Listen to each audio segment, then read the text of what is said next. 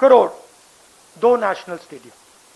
अब देखिए, ये जो एसेट्स हैं इनको बनाने में 70 साल लगे हैं और इनको बनाने में हिंदुस्तान की जनता ने लाखों करोड़ रुपए अपना पैसा डाला है।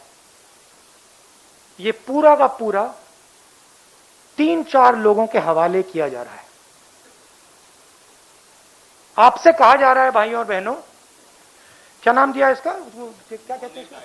नहीं, वो एक लाइन थी, नेशनल मॉनेटाइजेशन पाइपलाइन। ये आपका भविष्य है। ये जो आपका भविष्य है, इसको बेचा जा रहा है, इन 3-4 उद्योगपतियों को गिफ्ट दी जा रही है। रियलिटी है।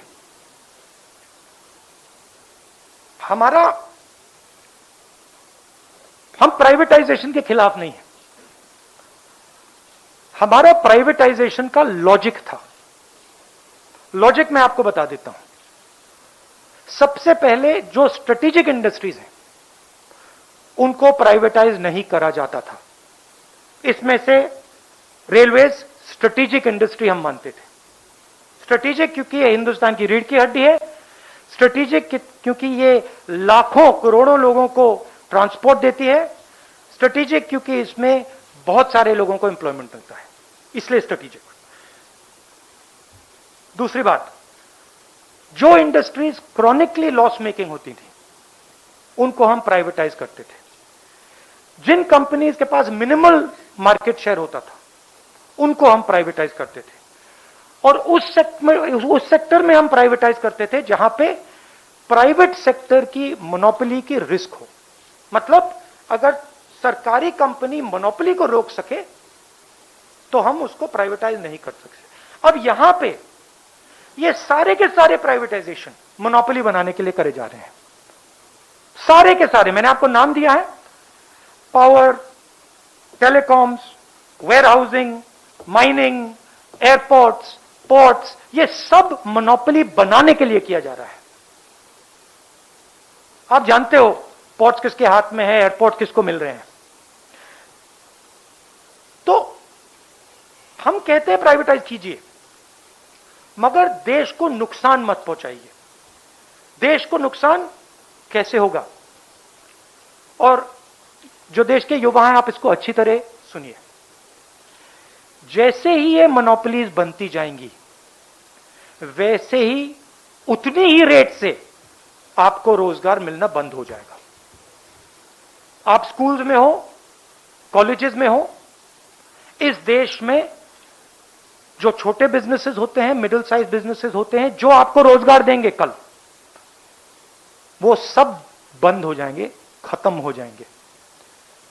3-4 बिजनेसेस रहेंगे, इनको एम्प्लॉयमेंट देने की कोई जरूरत नहीं रहेगी और आपको रोजगार नहीं मिलेगा। मैंने कोरोना के बारे में बोला था, आप लोगों ने मजाक उड़ाया। ठीक है, मैं फिर से बोल रहा हूं, और हिंदुस्तान का युवा आप अच्छी तरह सुन लीजिए। जैसे ही ये होगा, वैसे आपको रोजगार मिलने का चांस खत्म हो जाएगा। ये हिंदुस्तान की पूंजी बेची जा रही है, मगर ये आपके भविष्य पर आक्रमण है। नरेंद्र मोदी जी अपने 2-3 उद्योगपति मित्रों के साथ हिंदुस्तान के युवा पर आक्रमण कर रहे हैं। इसको आप अच्छी तरह समझिए। अब मैं अंग्रेजी में बोलता हूं।